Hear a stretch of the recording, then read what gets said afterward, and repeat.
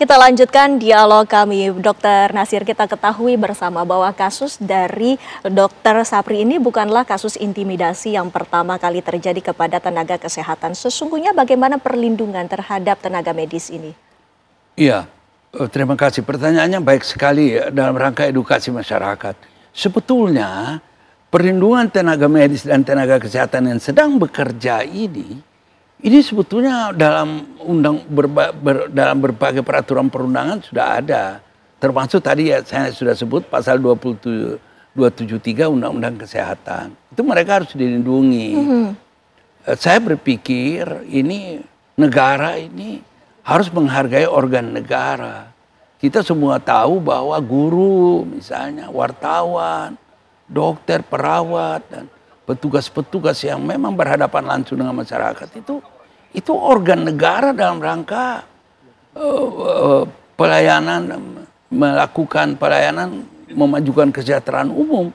Mereka harus dilindungi dan Undang-Undang Nomor 2 Tahun 2002 tentang kepolisian itu juga sebetulnya dalam salah satu pasalnya itu memang menegakkan ketertiban masyarakat. Jadi dengan sangat memahami independensi kepolisian, saya dengan sangat kuat menyarankan kepada Pak Kasat yang tadi, Pak Kasat yang muda ini tidak usah ragu-ragu dalam penegakan hukum. Sebab saya lihat terpenuhi unsur. Kalau kita lihat pasal 184 KUHP, terpenuhi beberapa unsur. Ada gambar yang sangat jelas, dia melakukan apa itu piting, dia masker itu sampai putus talinya, melakukan pengancaman, melakukan intimidasi verbal. Itu menurut saya terpenuhi unsur pada organ negara yang sedang melaksanakan tugasnya. Iya. Ya. Dengan seluruh yang terpenuhi unsur ini, Pak Afi, kami ingin mengkonfirmasi bahwa kita ketahui keluarga dari pasien ini meminta untuk mediasi. Apakah jalur hukum ini akan terus dilanjutkan ataukah mengambil jalur mediasi, Pak Afi? Ya Mbak, jadi untuk saat ini proses penyidikan tetap berlanjut walaupun adanya permintaan mediasi dari pihak terlapor kepada pelapor. Jadi kemarin memang sudah sempat ada yang saya dengar juga akan adanya mediasi dari kedua pihak, namun pemeriksaan ini tetap berjalan, jadi saya rasa pelaksanaan mediasi itu belum terjadi. Baik. Terima kasih AKP Afi Abrianto, waktunya bersama kami di Apa Kabar Indonesia Malam. Dr. Nasir, kita masih melanjutkan dialog kami. Kita ketahui bersama apabila tindak intimidasi ini tidak ditegakkan secara dengan adanya unsur ketegasan dari pihak kepolisian dan juga tidak diselesaikan dengan benar, bagaimana jangka panjang dampaknya? Iya, ini kan edukasi publik.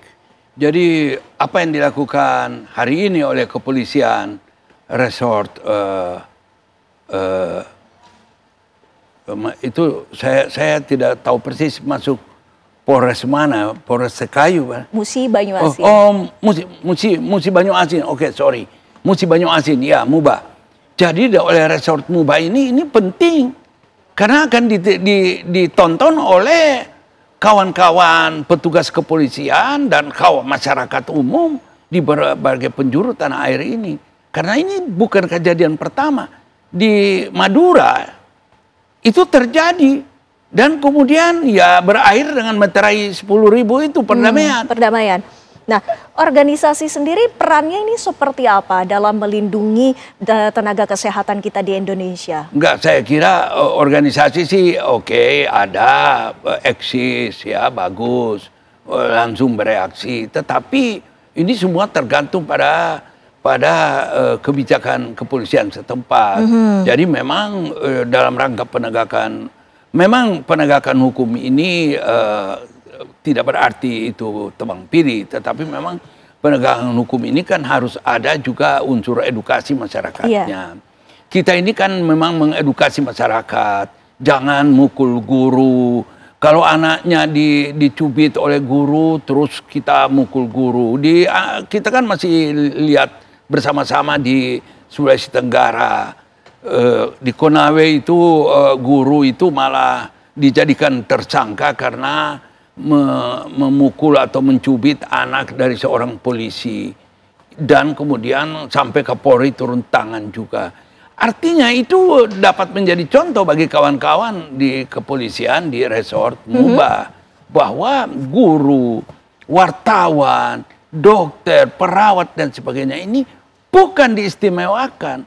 Tapi memang ada pasal-pasal undang-undang di dalam undang-undang masing-masing itu. Mereka itu dilindungi secara hukum ketika dia bekerja sesuai dengan SOP seperti itu. Baik. Jadi artinya kesimpulannya memang perlu ada penegakan hukum yang tegas dan benar. Baik, terima kasih banyak Dr. Nasir waktunya Baik. bersama kami di Apa Kabar Indonesia Malam dan juga informasinya pada malam hari ini. Sehat selalu, Pak. Sehat. Terima kasih. Ya. Terima kasih.